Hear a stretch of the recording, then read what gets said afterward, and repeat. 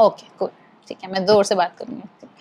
I wouldn't say nervous, but definitely exciting. So when did you think कि आपको medical से fashion में आना है? There were times when I would say, "Oh, नहीं हो रहा है. I don't want to do this. मेरे से नहीं हो रहा है. Not my cup of tea." If someone really wants to follow the trend, then what is something that is in these? This is your wedding. This is your the day, and you want to visualize yourself into what you've always dreamt of. So work with a designer who's working with you. 10 years down the line when she sees this podcast, I think.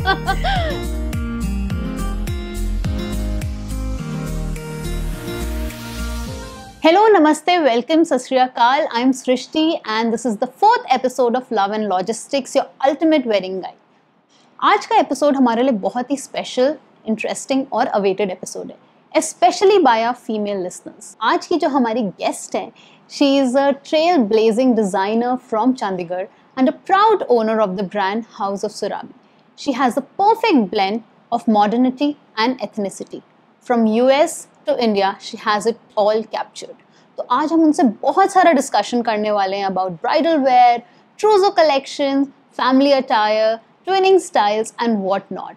And today we have a special segment जिसमें हमने audience के questions लिए हैं और हम impromptu way में अपने designer से पूछने वाले हैं. So without further ado, please join me in welcoming the very beautiful, the very inspiring Neeru Sandhu. Let's go ahead. Hi Neeru. Hi, Srishti. How are you? Good, all good. How's it feeling? I wouldn't say nervous, but definitely exciting and happy. Happy? Yeah, it's right. happy. So, I mean, we just want to know a little bit about you. I mean, where are you from? How was your journey? So my real name is Navjot Sandhu, but everybody knows me as Neeru Sandhu. Okay. And I'm actually not a fashion designer. Acha. So this is something I learned on the way, but originally I'm a nurse practitioner. Oh, wow. I'm a medical student, yeah. Wow. From medical to fashion. So I know. The journey has been so good and God has been kind too, because, you know, changing professions is not that easy. But yeah, so I am an RN, registered nurse, and I did it from England Okay. long ago.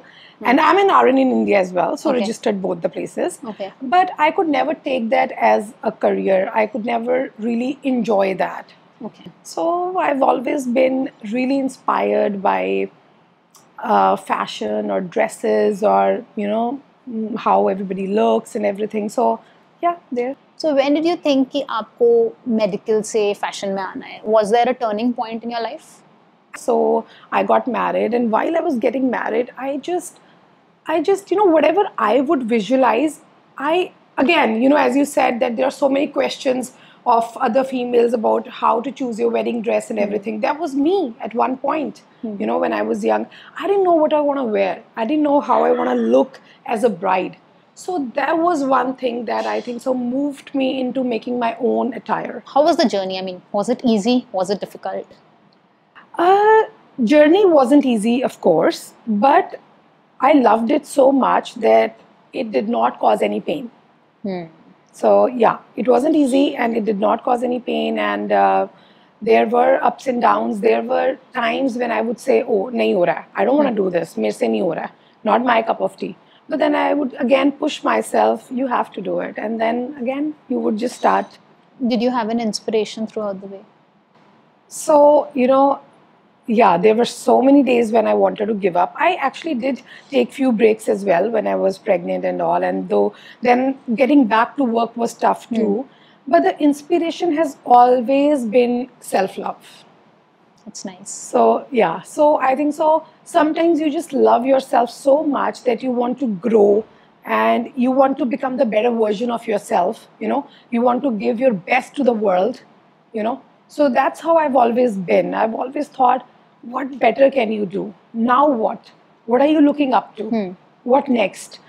And one thing that I honestly love about myself is, if an opportunity comes by, I'm not the person who would be like, "Oh, I'm lazy today. I don't want to do this. Would it be good?" I'm like, "No, bang on. Let's do this." You know? So I don't let an opportunity pass by. I do take it. So did you have a partner throughout the way, or let's say a support system throughout the way? Yes, definitely. I mean, you do need a big support system, and I think my mother and my husband has always been there. I mean, my mother was like, an inspiration, always boosting my confidence, and my husband was like a rock behind me. He's always been like, you can do it.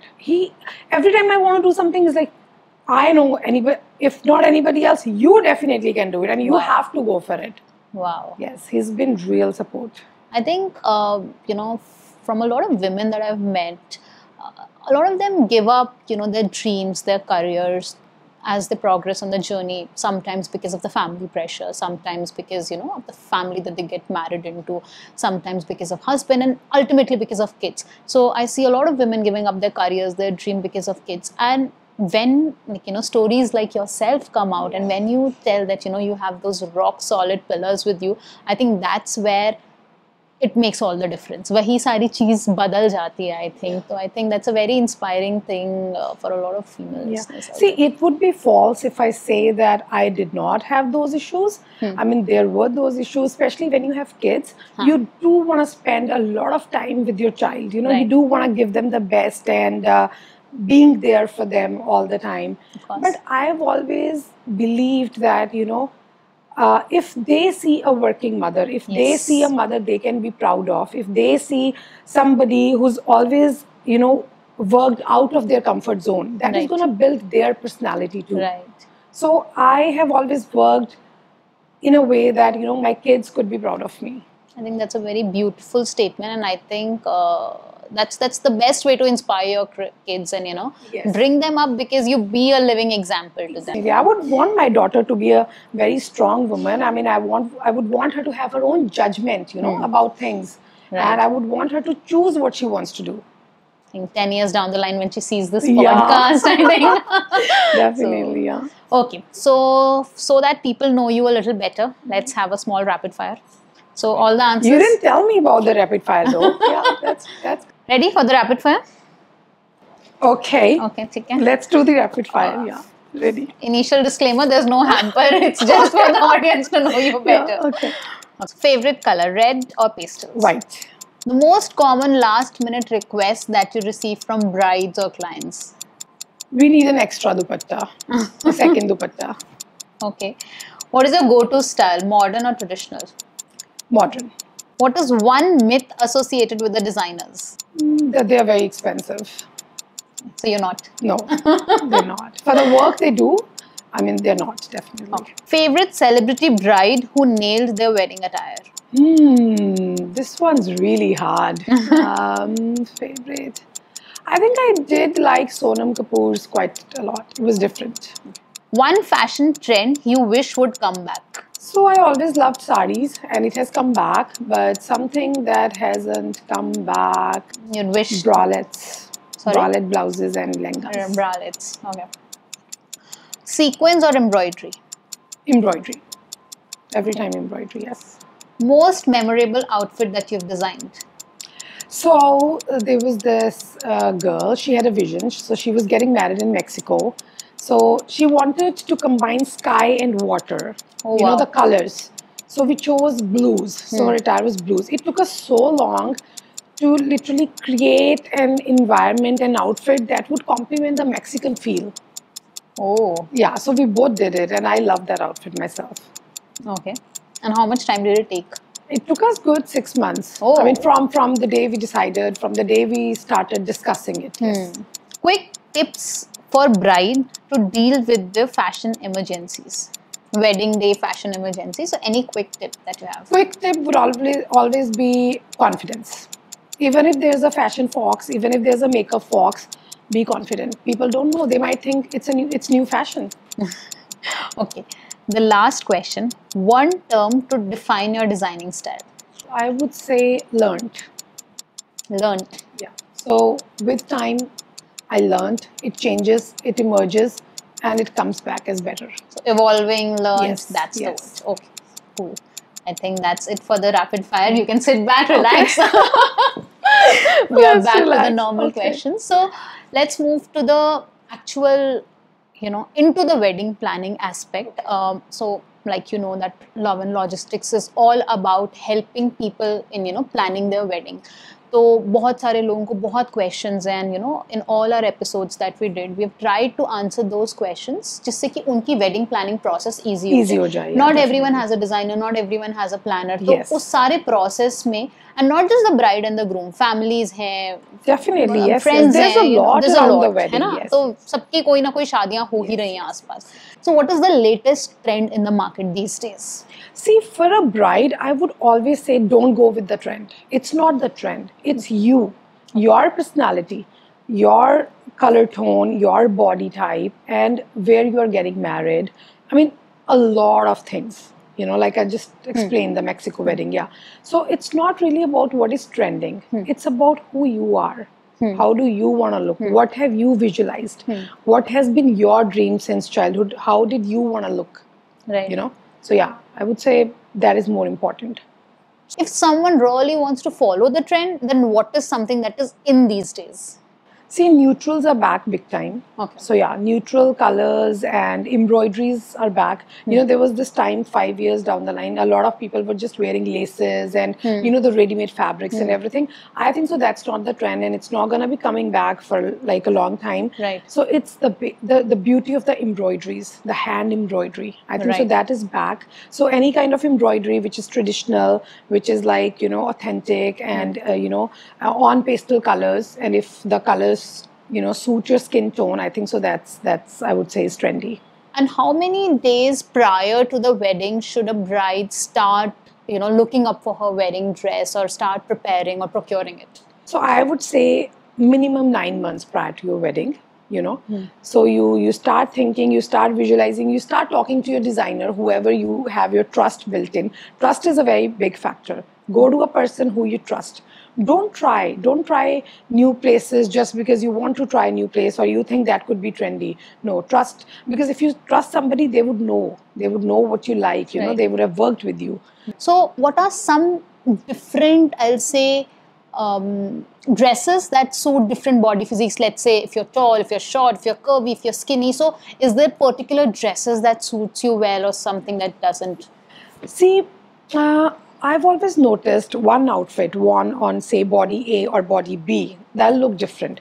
It's not because of the body is different. Sometimes it's only because the way they are wearing is different. Okay. Even if something has full sleeves, if you cut them to 3/4 sleeves, that builds up your personality. That looks more nicer on your body. So it's sometimes the outfit plus your body type. Okay. So you always need to try and test what looks good on you. So generally, like let's say if there are tall girls, so is there a general category that they should focus on in terms No, of for dressing? brides, there is no general category as such. But yeah, the kind of blouse you wear, how short you want your blouse to be, how much tummy you can show, and how much flare the lehenga has, that makes a huge difference. So somebody who's very tall, I would say too much of flare doesn't look good, because you are a skinny body and then something pops up down there, so that doesn't look. So the formation, the alignment has to be really right. Okay, that's what I would say. And someone, let's say, who's of a middle height or a shorter height can have a flare. It can have a little bit flare, yes. Okay, and in the cases when we are looking for some budget wedding dress, so how do you go about it? Like, what is the go-to thing? I would say that's literally my USP. Okay. Because I do realize the fact that not everybody wants to, people have money, but they maybe don't want to spend it on a wedding dress that they might just wear once, So, and I totally agree with them. It's a personal choice, So with that, you have to work hand in hand with your designer. So there are a lot of embroideries that look very heavy, but they are a little cheaper as comparative. So, but not every designer or not everybody would want to do that for you. So you have to work with somebody who's ready to do that for you, who's ready to customize that for you. So customization is the real work. Is the real work. Let's say I have 20K, 40K, 60K, 80K. It can be anything. So would you come back to me and say कि हाँ ये वाले type का dress ले लो, or should I come with a research? How does it go Yes, like? I definitely do that. So every client of mine, they know if I take some time, I work on what they want. I even go to the shops and look for fabrics that we don't have to embroider, that we can play. And you know, there are a lot of styles or cuts that you can play in case you want to shorten on your budget. If you want to spend less, then there are so many different ways you can. There are so many different fabrics which are cheaper, you know. And the best example is Nancy Tyagi, yaar.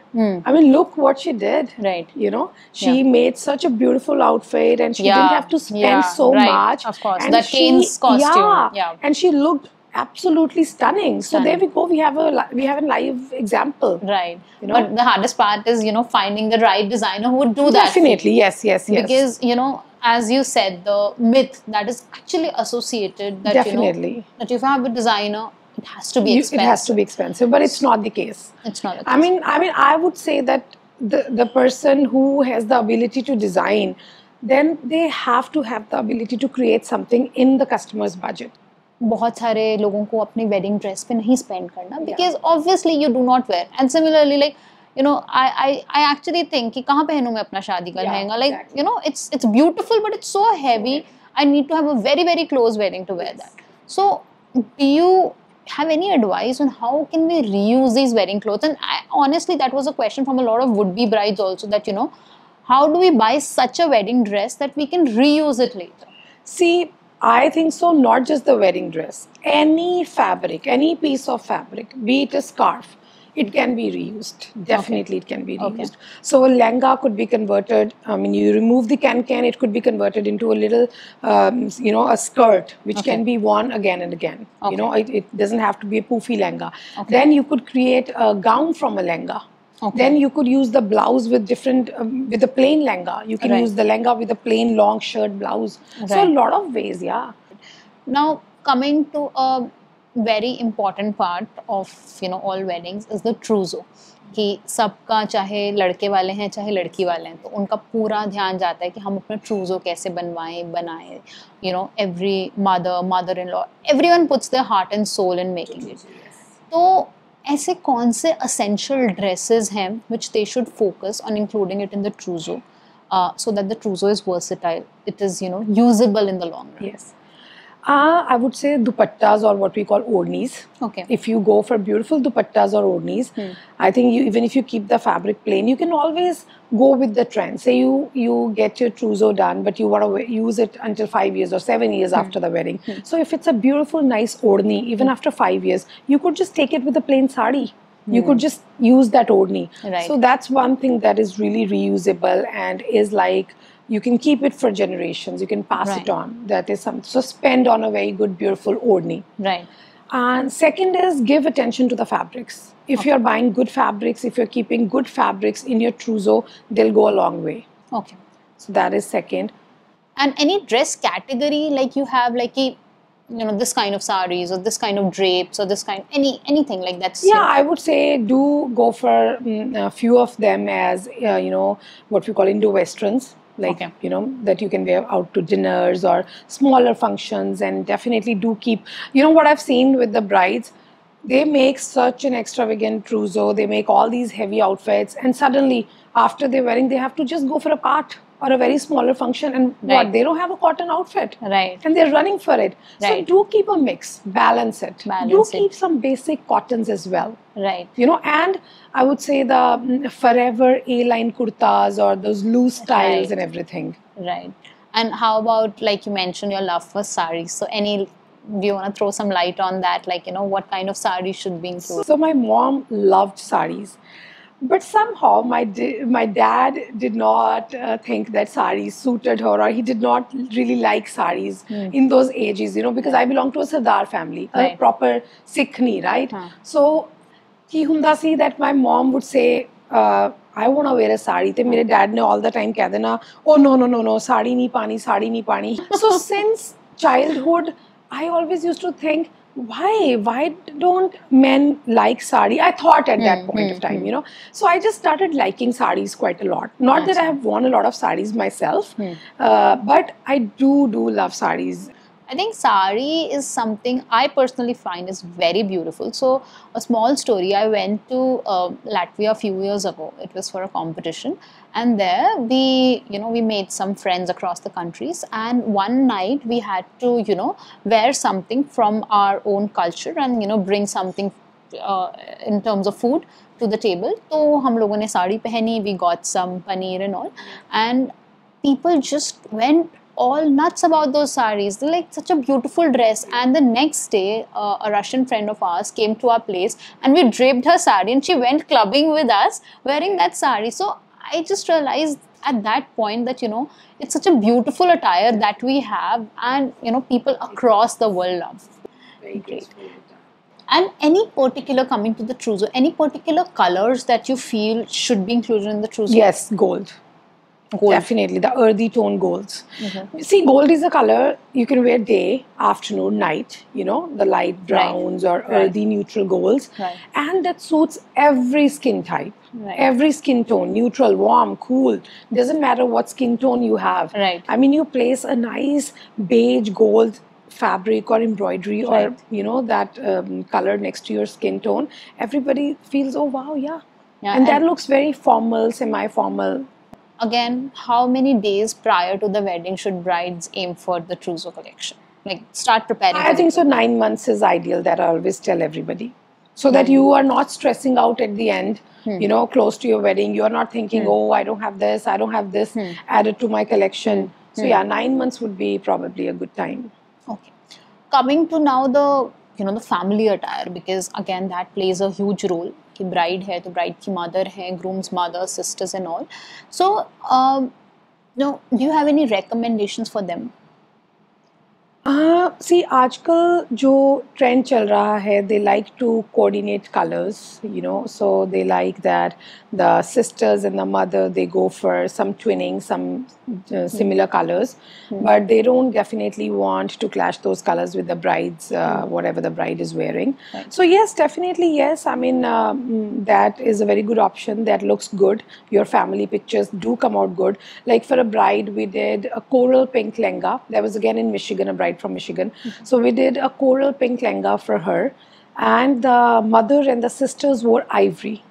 Oh, nice. And you won't believe how beautiful the pictures came out, because she was in this nice coral color and everybody in cream around her. The pictures came out really stunning. Right. Yeah, and we gave all of them anarkalis. Oh, wow. So they all coordinated really well. That was a very thoughtful process. We started working a year before her wedding. And we brought the whole scene so beautifully, and we were also proud of ourselves. It wasn't just me, it was all of us working together. Right. So there were phone calls day and night, there were WhatsApp messages, there were picture sharing, there were color swatches. I even sent them the color swatches to America. We sent them the actual color dyed and sent over, Right. So there's a lot in planning for trousseau, for attire, for family attire. So yeah, I mean, I think it's hand in hand, working hand in hand. Coming back to the mothers and sisters, do you think that there's a trend associated with that? I mean, कि आजकल उनके लिए इन चल रहा है, or anyone who's in the process, तो they should look out for these fabrics, these kind of dresses, these kind of outfits. A lot of mothers, they don't want to experiment. They don't want to experiment with their looks. They just want to go with the straight kurta and a salwar or maybe pants to the max. They don't want to do anarkalis or lehengas and everything. But I do think that they should try. That's their daughter's day. And if the daughter, sometimes the daughters want the mothers to wear a lehenga. I mean, you could go with a longer top if you're not comfortable with the choli. So definitely do try. I mean, make it fun. Right. So, I mean, these days I've seen a lot of printed lehengas with sequins and all. That's also quite in. So. Prints are coming back really big. Yeah. And I'm all game for prints. Prints look beautiful, Yeah. Yeah. At one point, I think Prince was like, कि नहीं ये light लगता है, this is not heavy. But I think now, people are reusing those prints and bringing it out very beautifully. Yeah, definitely. Right, great. So, any unique color combination that you'd want to suggest for people looking out for twinning? I think if the bride is wearing tones of blues, then lemon looks really good. If the mother and the daughters wear yellows or lemons with that blue, then she And stands how out. can male members coordinate in hair? Like coordinating their shirts or coordinating their... I don't think so. Shirts is a good idea. I think so. If they go, all understated, one color outfit, say the shirt and their blazer or suit, whatever, I think so. For Sikh men, a pug would be a great way, or maybe a stole could be a very good way. I mean, if you're wearing a sherwani or something. Right. So yeah, you can color coordinate like that too.